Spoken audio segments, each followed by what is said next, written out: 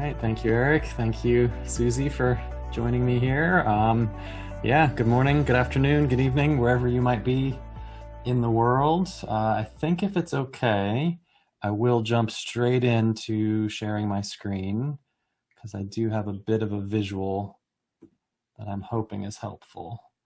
So let me get the chat set up over on it here. Okay, so here, I'll move this over to, okay, all set. So first thing to put up on screen is the exact paragraph, just a copy and paste from when you registered from the webinar. So just a reminder of basically the title and the idea here is it's a brand new bit of content we've pulled together. So you're the first group to see this. So extra interested to get your feedback on helpful or not, or impactful or not. The idea is organization development and knowledge management are so closely related as fields, and yet it's kind of rare that they work together. So I was excited to take a few, I put a lot of thought, frankly, into, well, what would I want to say? I'm assuming a lot of us are KM practitioners. What would be the top 5 things? Because OD, just like try and go the other way. What if you were to explain to someone else, here's the top 5 things to do in knowledge management? It's really challenging to do, right? Because KM is so huge. You want to sort of listen first and then say, here's a few things to consider in KM. So I made a bunch of assumptions. I grabbed 5 things from OD that I think are very related to KM, and I'll basically offer you a top 5. So the agenda, the thinking of I think it's about an hour we've got together. I'll do about 15 minutes of just what is OD, just what is organization development for a few minutes, very abstract, generic level. And then I'll think in about 15 minutes, I can do the top 5. So I'll just go 5, 4, 3, 2, 1, and hopefully even a few minutes to take questions and chat about that a bit.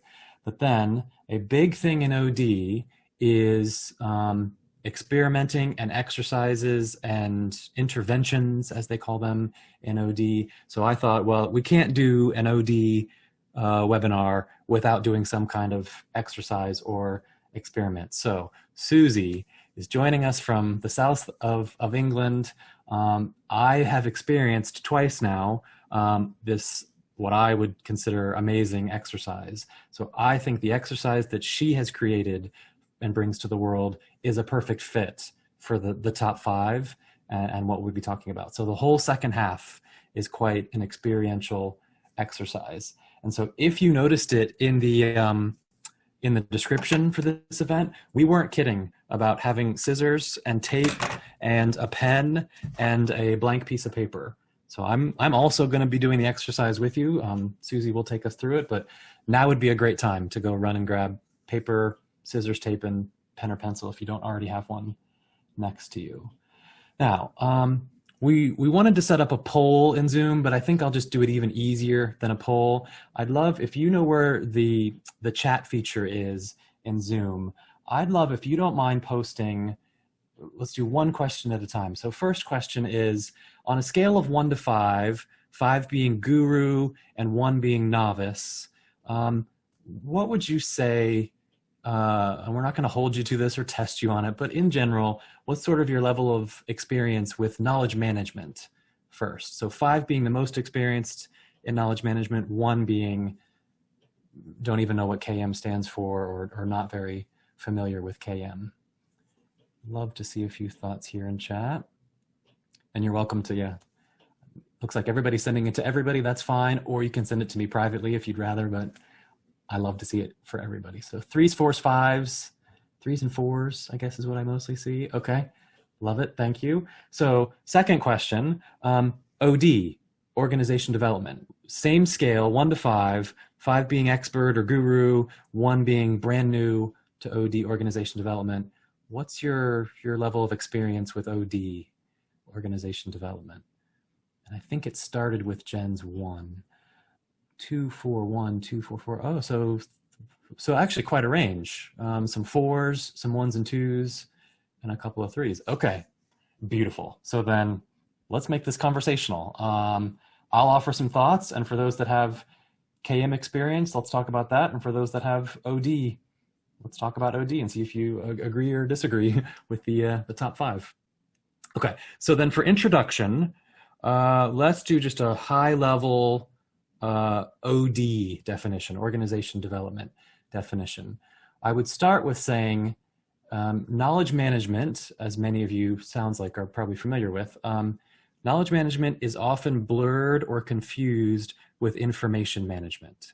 And that's where we get into that talk about there's tacit knowledge and explicit knowledge. Explicit knowledge is the stuff that's written down. Tacit is the stuff that sort of can't be written down. It's embodied knowledge. And so poor KM, you know, a lot of KM jobs are information management jobs where you're storing documents and you're doing information management, quite focused work. And we like to do both. We like to say there's tacit stuff and there's explicit, and there's knowledge management and there's information management. And it's a fun debate and there's no right or wrong. It's a big, broad field. Same with OD. Now, what I think is funny, the acronym OD is blurred with another acronym OD. Org development is blurred and confused with org design. That's what the two ODs stand for. So if you go out and you search and you Google and you apply for OD jobs, you're likely to get org design jobs.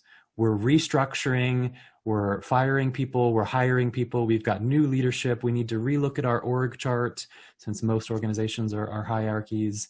It's a lot of restructuring. It's a lot of strategic planning. What's our vision? What's the action plan to make that vision come true?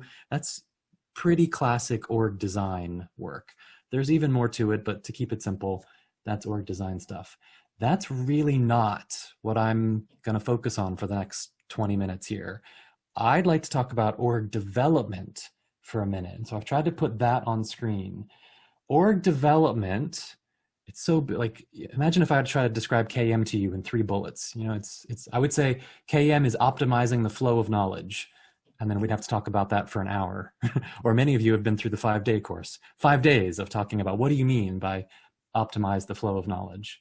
Well, let me try the same thing with OD. OD is about group dynamics. I'll talk about that in a second. OD is about supporting teams in their own self-organization. Talk about that a little bit more, self-organizing teams.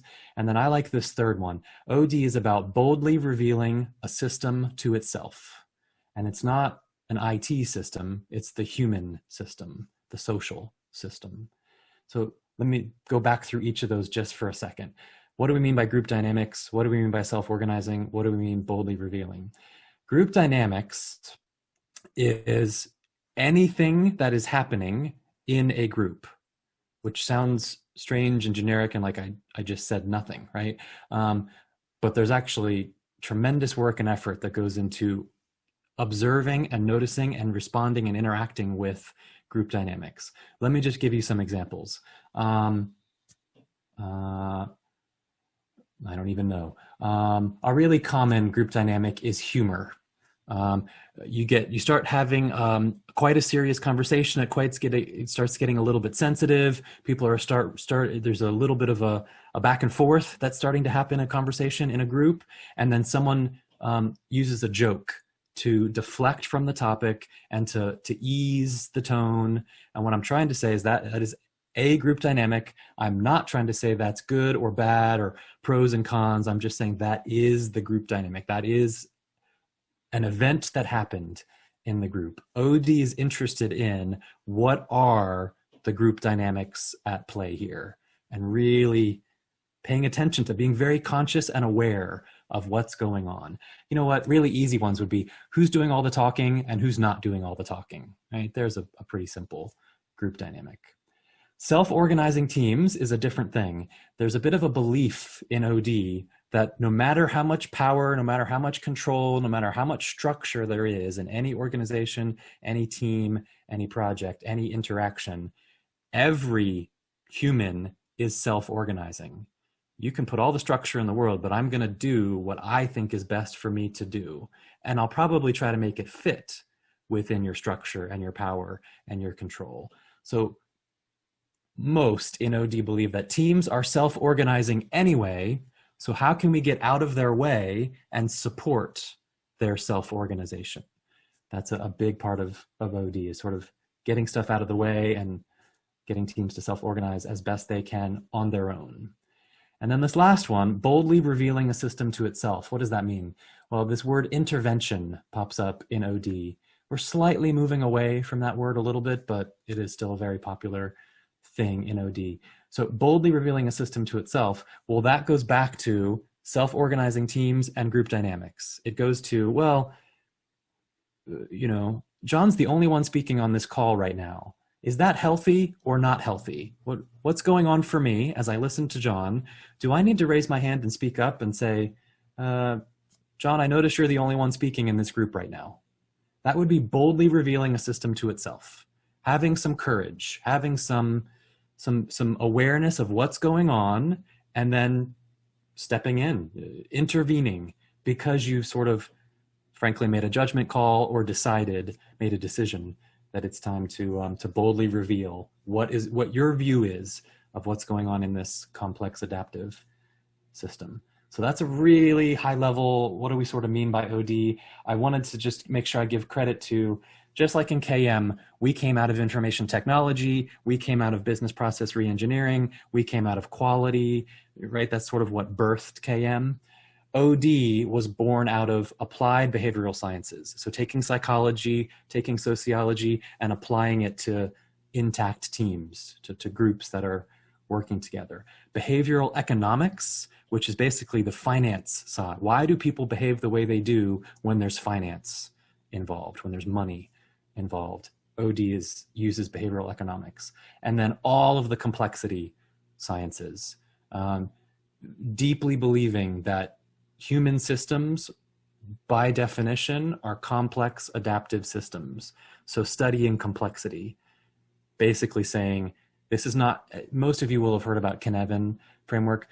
Human systems are not complicated. They're not jigsaw puzzles where you just put piece 1, piece 2, piece 3, just tell people what to do and they do it perfectly. It's not a jigsaw puzzle. It's complex. I change you, you change me. So the group dynamic is always shifting because we interact with each other.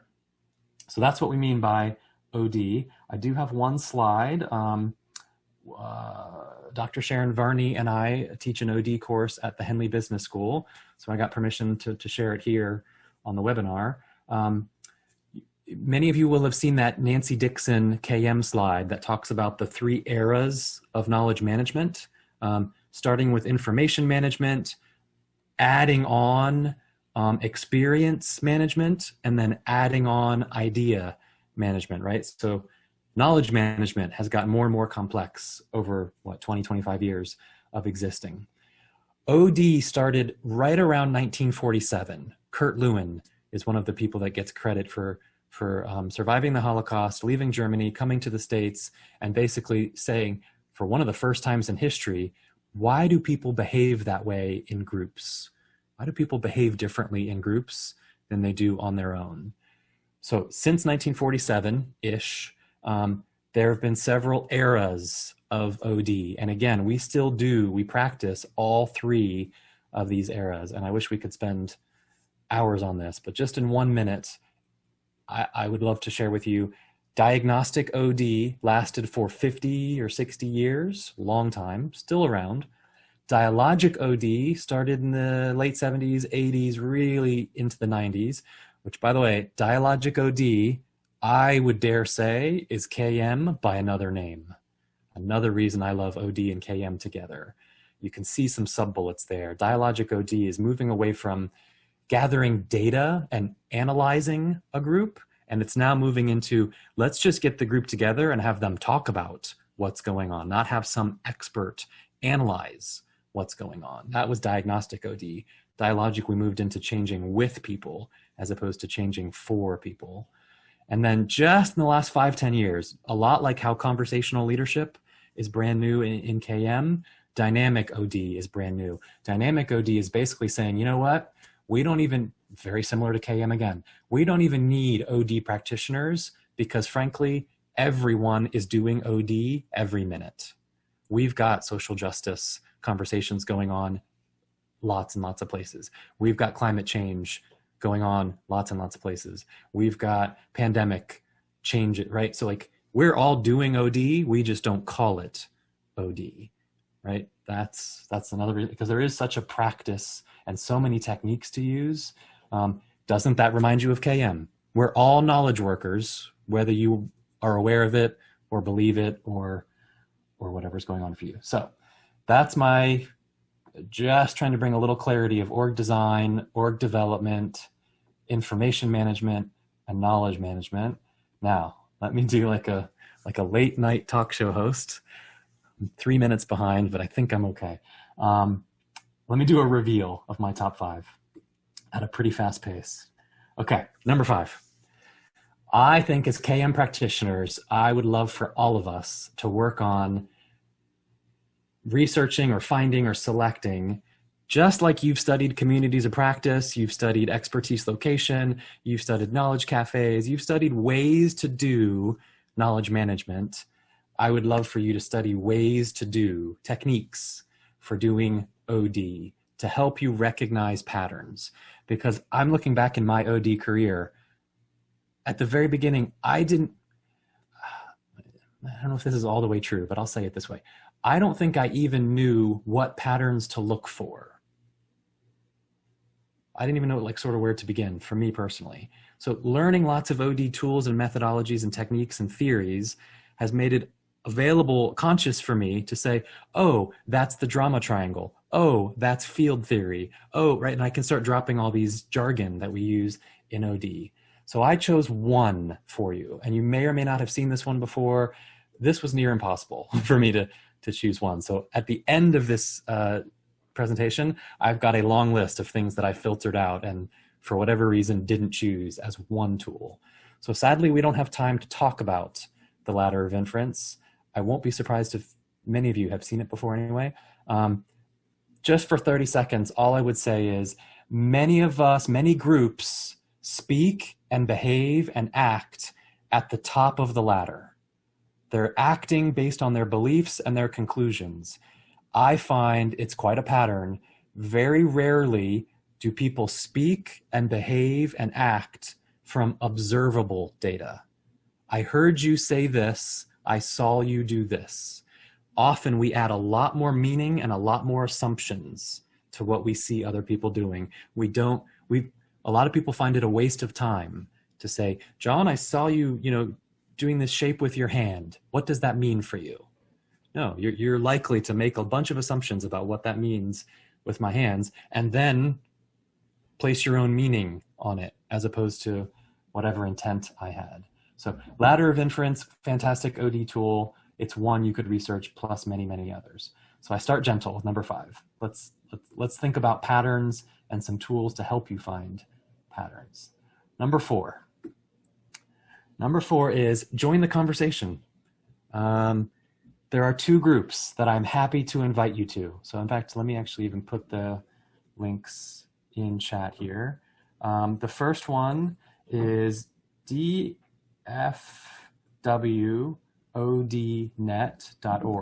That stands for Dallas Fort Worth Organization Development Network. It's a free community. It meets once a month. It's virtual. They're very interactive. They're immersive learning. They talk about OD, and they are happy to have all levels of OD practice in their group. So there's one group to join in. Another one is on the East Coast of the States, is cbodn.org. That stands for Chesapeake Bay Organization Development Network. So if you decode ODN, Organization Development Network, that is a large international group that you can join, just ODN. And then they have chapters or areas of the world where, back when we used to meet in person, they would physically get together. And of course now everything's virtual. So both of those groups are free. They're happy to have you join. Every month, it's basically a community of practice, which isn't that hilarious. OD people are running communities of practice, and they're not calling them communities of practice. Right? This is how close our fields are. Thank you for the smiles, Belinda. It keeps me going. So what I would encourage you to do as an action in those communities a way of learning through conversation and social type learning is ask them, because OD people love patterns. So a very safe and yet slightly poignant question is, hey, so what patterns do you look for in groups? OD people love that. Oh, I don't know. Let's talk about it. What do you look for? It'll be a back and forth. If you need even more detail, because again, I'm making this assumption that you've never even heard of OD, here are a few patterns that I often look for. And this list is ridiculously long, but just to put a few on screen. I look for race, I look for gender, I look for humor, I look for levels of system. So let me really quickly talk about levels of system. In the OD research, there are 9 levels of human systems.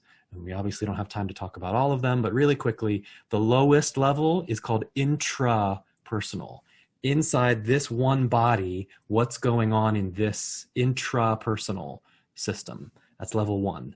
Level 2 is interpersonal. What's going on between me and Susie right now? What's going on between me and Belinda right now? Doesn't negate what's going on intrapersonal for Belinda or intrapersonal for Susie.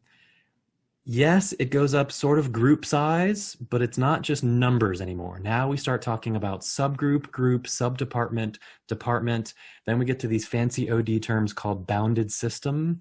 Bounded system is fancy language for like an organization. We all work for Xerox. And so the bounded system is all employees of Xerox. And then you get up above, level 9 is whole system. So Xerox has competitors. Xerox has customers. Xerox is in one industry. There are 25 other industries in the world. Whole system is pandemic stuff, social justice stuff, climate change stuff, whole human system, big level, United Nations type work. Okay, so those are some patterns to look for, levels of system. Decision making, look for how decisions are made, because it's very rare that there's a skilled process for making decisions. Look for power in a group. It's always there. Look for structure or lack thereof. And then here's a big one. Look for presence, absence, and distraction, especially in 2021. There are high levels of distraction for many teams and many people. Okay, so join the conversation. Ask other people, what patterns do they look for to do some OD? Number 3, draw, journal and draw. Said maybe more nicely, curiously explore the impact that those patterns we just talked about are having on you. Am I happy about power? Am I sad about power? Am I irritated by power? Am I joyful about intrapersonal work, but annoyed by interpersonal work?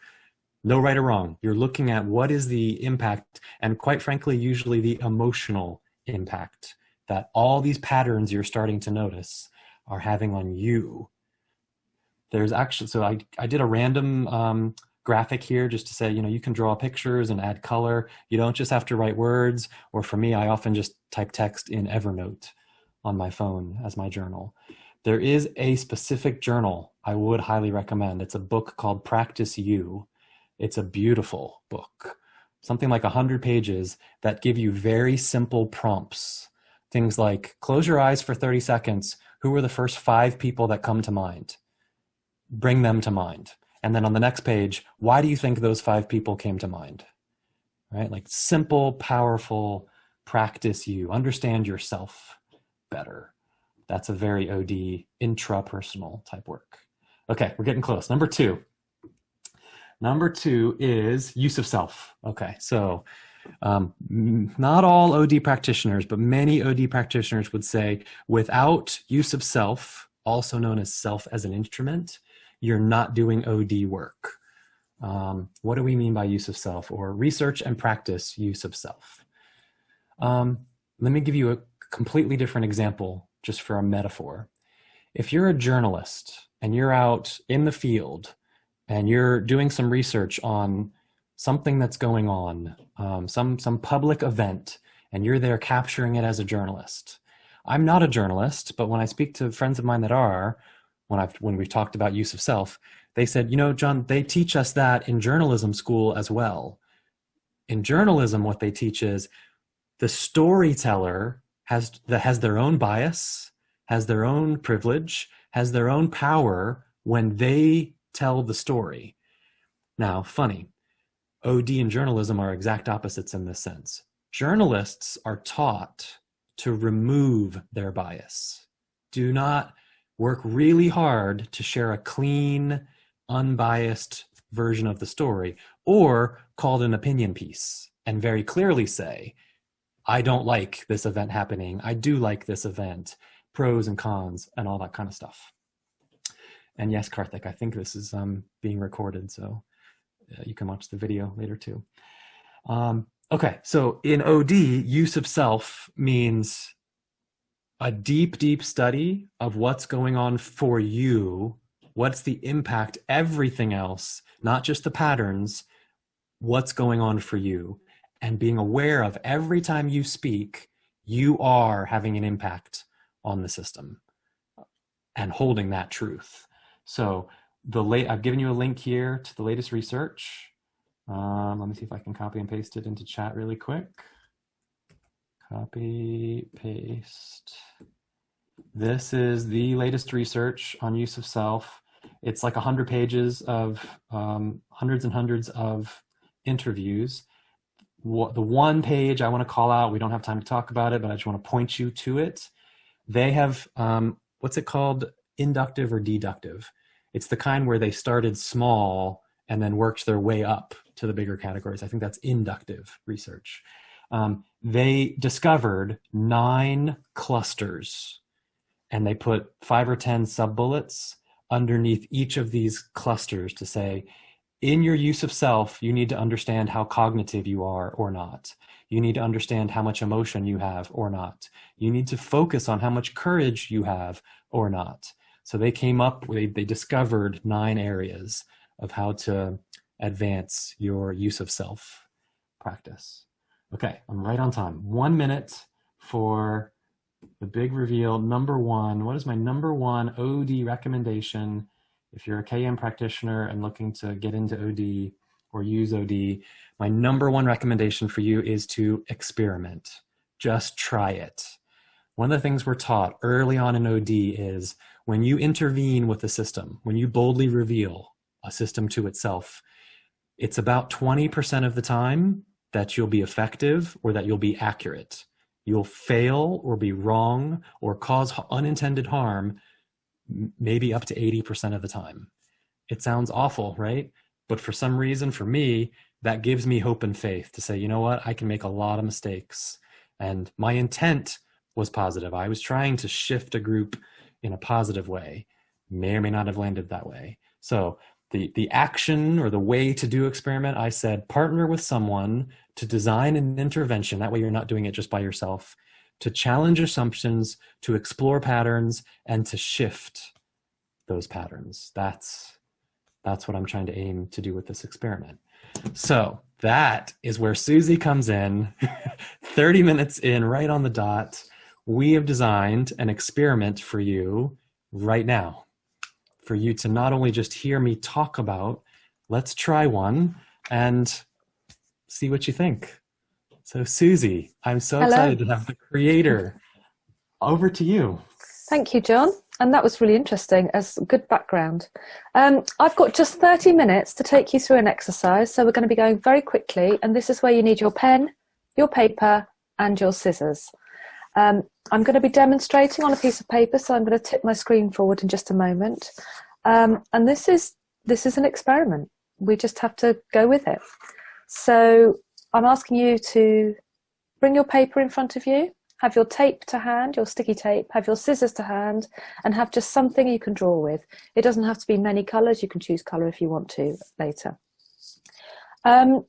So in light of this as an experiment and in light of what John's been saying, I would like you to call to mind something that's on your mind, something that means something to you in this moment or at this time, something that you've been working with, you're holding in your head.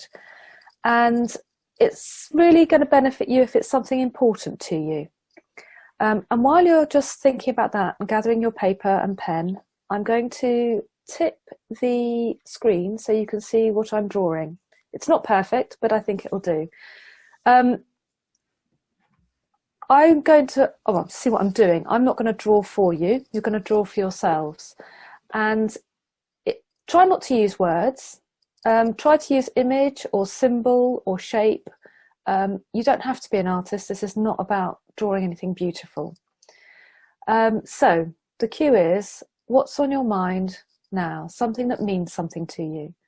And what I'd like you to do is take your piece of paper, if you look at the screen at the moment, and just fill the area in the middle of the page with an object, a drawing, a shape, a vision, a metaphor of what's on your mind, and leave a little space, a margin, about an inch at least or more around the edge of the page. So go for it. I'm going to give you 2 minutes starting now to do your drawing. I'm going to do something with you, but I don't want you to copy me. I'm doing my own version. So you've got just under 2 minutes now to fill the middle of the space with something that's on your mind.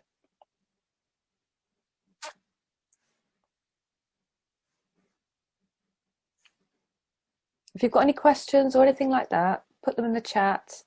If you haven't got the materials to hand, just imagine as you go along, and we'll see what people have been doing at the end. But it'd be great if you are participating in the spirit of a go with it experiment.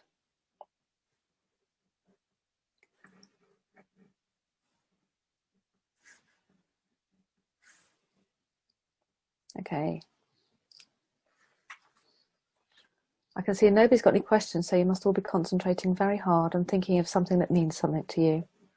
Trying to find a way to visualize it.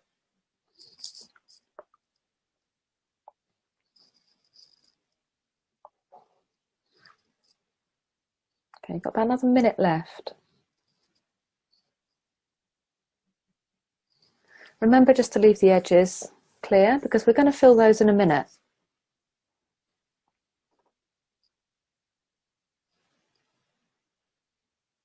You're all very quiet and there's nothing in chat, so I assume you're managing this okay so far.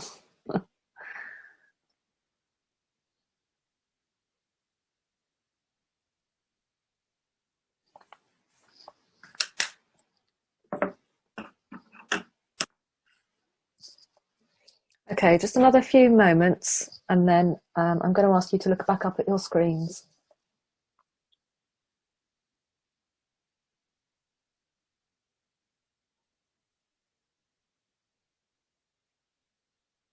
Okay. Put your pens down, have a look up at the screen, and you'll see that I've got a piece of paper with some drawing in the middle and a space around the edge. What I'd like you all to do is take your piece of paper, fold it in half.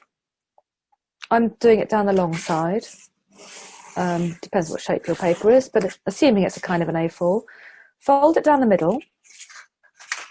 Take your scissors and just cut as fairly neatly as you can down that centre line that you've just made in the fold. And this is going to cut straight through that thought that was in your mind. So you should have 2 halves now.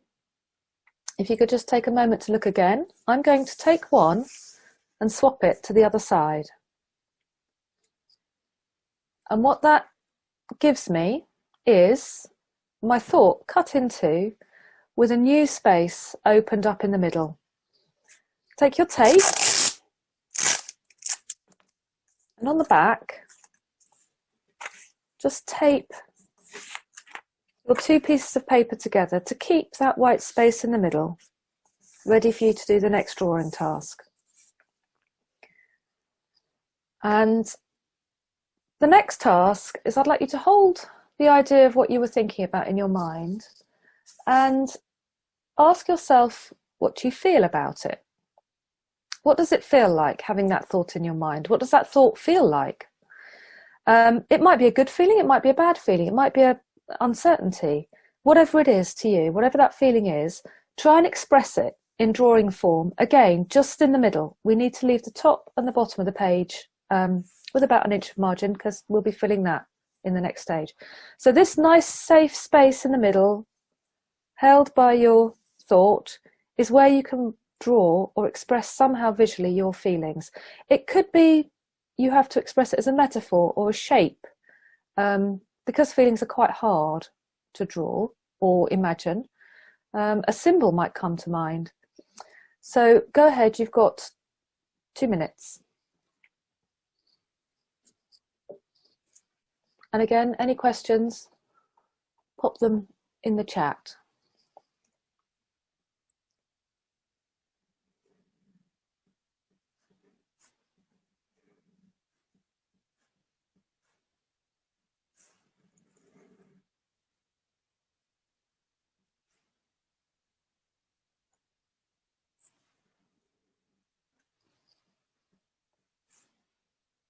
You could think about the scale of those feelings. If you're having several feelings about it, if your feelings are mixed, you might draw a range of symbols, and you might draw them at different scales, depending on how profound they feel or which ones feel most in your mind. And remember, you are thinking about the first thought that you had. You're thinking about that thing that was in the front of your mind. I mean, often feelings can be mixed, and it can be hard to acknowledge which are the strongest if they're a bit muddled up. So another 30 seconds, and we're going to move on.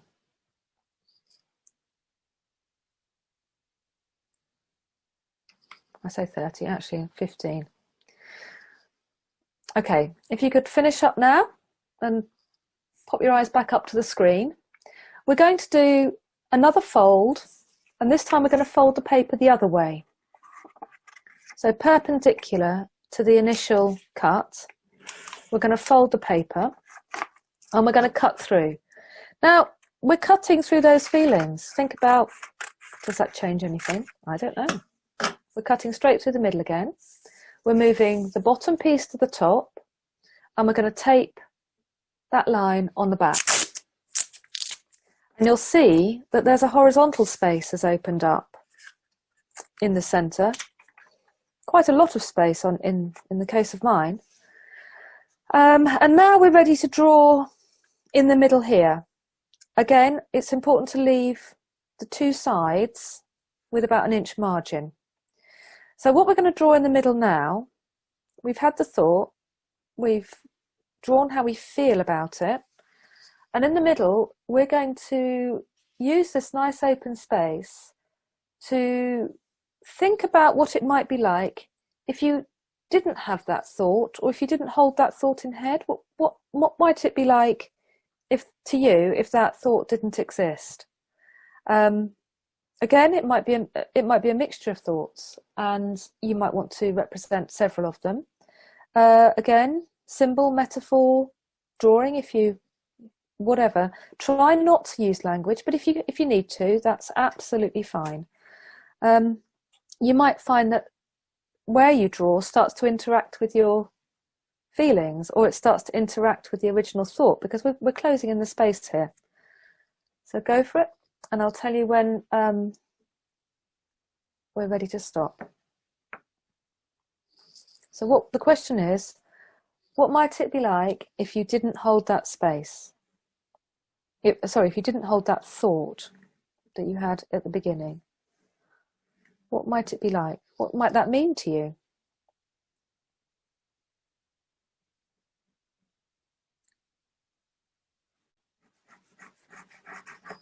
I'm doing something very abstract. Nobody has to understand this. This is entirely for you. It's not a piece of art to hang on the wall or anything like that. It's something that means something to you.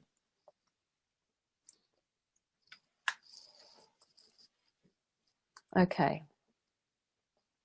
I'm going to have to go very quickly, I'm afraid. I'm going to have to move you on quite quickly.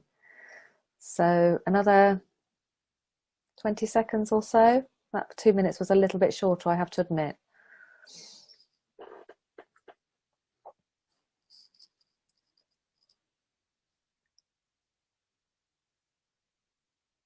Okay, if you've all managed to draw something in the middle that is about what it might be like if you didn't have that thought, we're now going to fold the paper again in the same direction we folded it in the first time. So if you want to have a look up at your screens again, I'll demonstrate. I'm going to fold it long ways again, and you can see that I've already got a cut here. So I'm going to now cut back along that line in the centre of the page.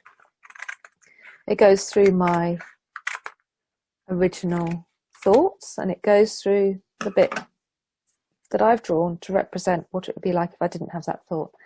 And now for the last time, we're going to swap them over, just as we did before. So the left-hand piece becomes the right-hand piece, and the right-hand piece becomes the left-hand piece.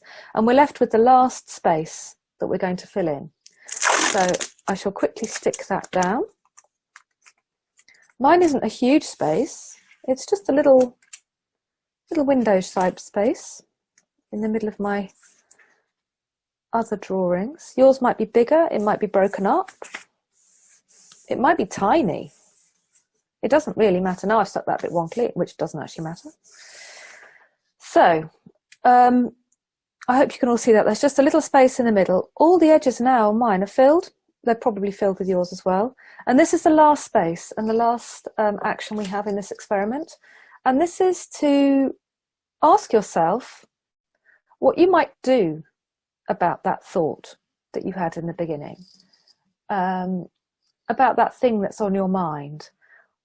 What do you want to do about it? You may not want to do anything about it.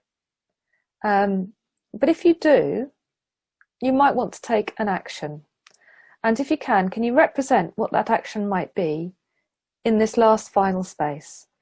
And then we're going to be finishing up. And for those of you that are willing to, you might want to hold up your pieces of paper with your drawings on in front of the screen. But just take another, how long have we got? We've got another couple of minutes, 2 minutes, to draw in the final space an action that you might like to take that responds to your initial thought of whatever was on your mind. So go for it.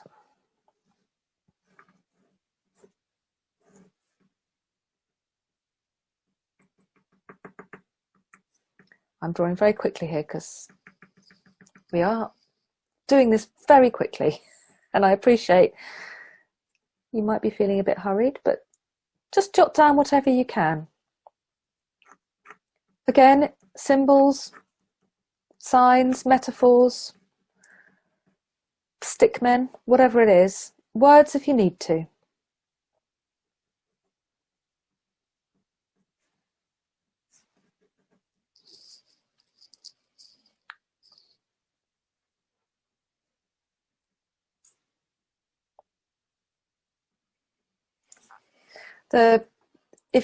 If it works to leave space, that's fine. If you want to fill in little bits of space at this stage, you can. If you think things are working in terms of thought blending into action, that's absolutely fine. But really just concentrate at this stage on what action you might like to take. Another 30 seconds on this drawing activity.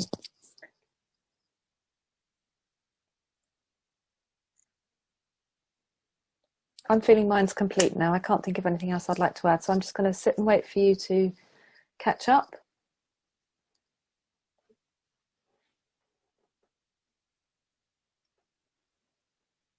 And again, remember, this is just for you.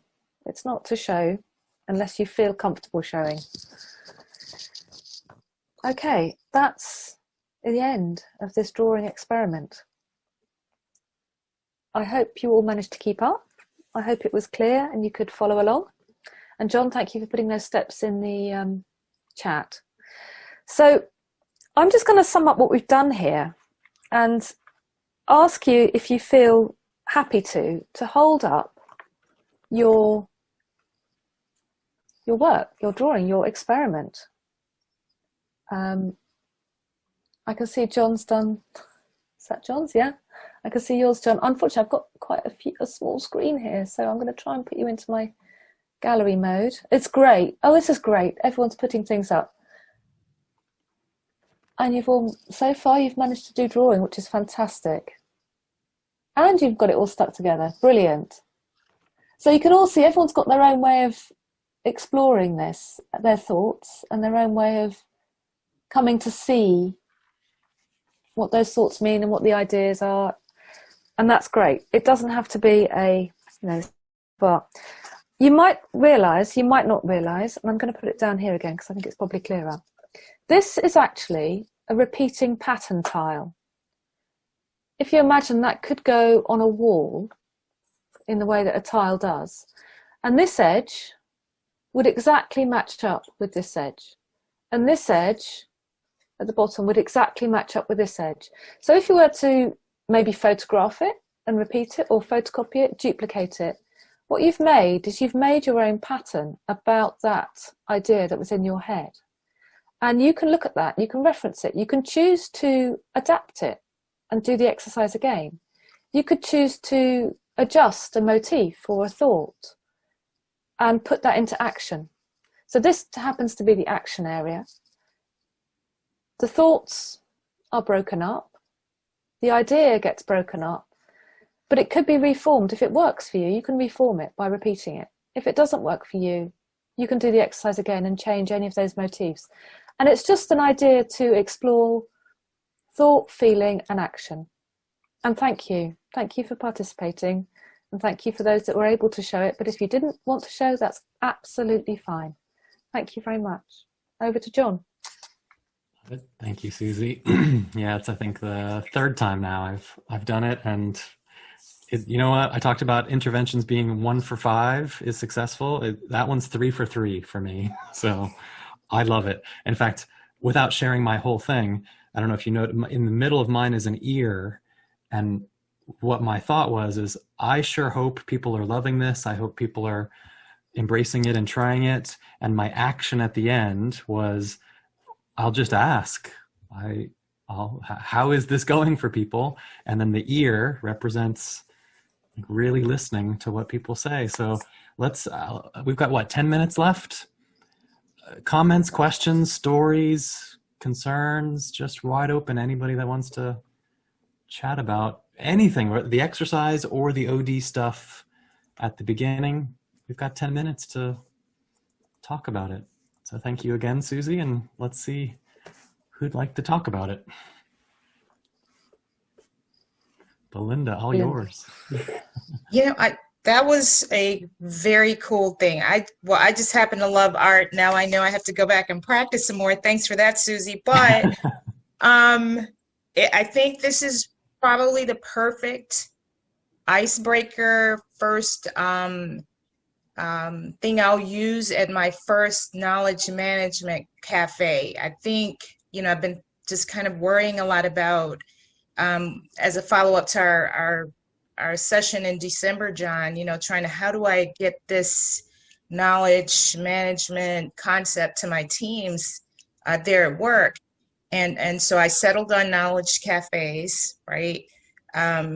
But still, trying to create what I'm going to do, what that's going to look like.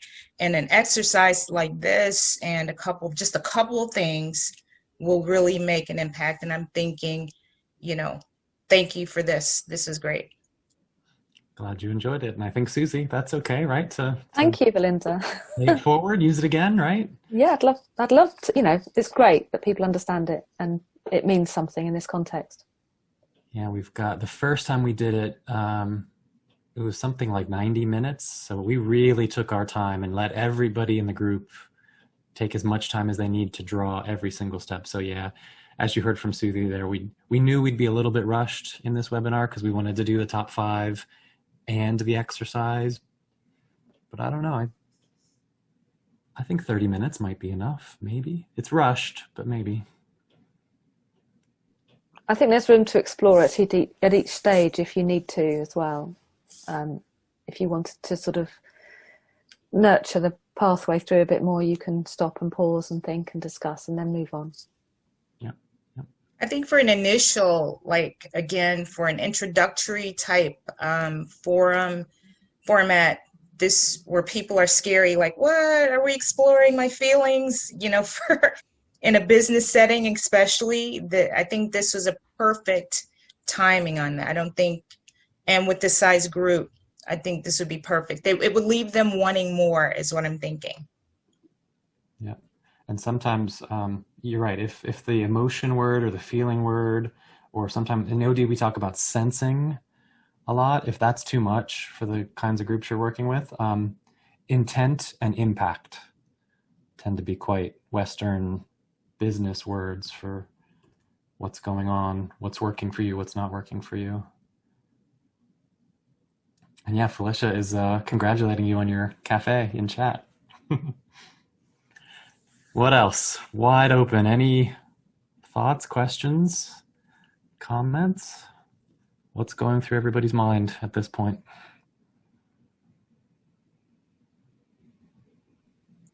I'm just hoping nobody's stuck themselves together with their tape and got in a right muddle with it. But that's okay too, because some people just, it might not be for them. Hey, sorry, I came very late, so I missed the entire, lesson. So will we get the material afterwards by email, or would that be possible? Yep, that's fine. I think Eric has been recording this whole time, so I guess like most KMI webinars, he'll put out the recording somewhere. And yeah, I think this is the kind of recording where there's some content, but then there's also an exercise, and I think it might work to do the exercise following the recording. Okay, thank you very much. Sure. Eric, is that true? Giving my thumbs up to you. Yes, sir. All right. Thank you. And I do see a question in chat. So let me try this one. A couple. Can you share with us startup ideas on KM that I can do for a PhD? So yeah, there's a lot in there. Startup ideas on KM that I can do for a PhD. So I wonder, does that mean as in a startup business? What's a knowledge management related startup that I could do? Or do you just mean like an initial brainstorm? Startup ideas. Either way, it will work as a question, but startup ideas on KM I can do for a PhD. Well, so if I just answer from my heart on that, I would say conversation. Use the buzzword conversation. That is one of the hottest topics and something that is highly under-researched in the field of OD and KM. Just like people assume that knowledge management everybody goes to meetings all day, right? So you're managing your knowledge. It just happened. You went to meetings. And of course, as KMers, we know that no, it's left up to chance. So that would be a startup idea for research. I assume it's a research-based PhD. What conversations are being had, what conversations are not being had, how are conversations had, psychological safety in conversations. Can people really be their full self in conversations? But if you're asking for a startup business idea, then of course everything's an app these days. So something really, Clubhouse seems to be the hottest new app right now. Everybody's joining in because Clubhouse is based on audio instead of text. Most social media is text. Clubhouse, you have to be a real human and you have to speak into a microphone and have a real-time conversation with other people. So yeah, if you're looking for a business startup idea, something about conversation is a hot topic right now. And then Monica liked the exercise and agrees with Belinda. So thank you. Thank you, Monica.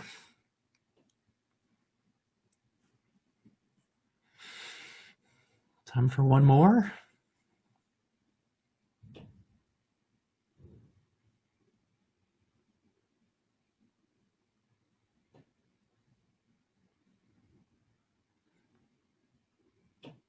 Giving a second to think. Otherwise, I guess I'll bring us to a close. And yet again, Susie, thank you so much for being here, because otherwise I would have had to pretend like I was knowing what I was talking about during that exercise. So thank you. Well, thank you for inviting me to help. And it's been so lovely. I've really enjoyed it. Thank you. Nice to see you all.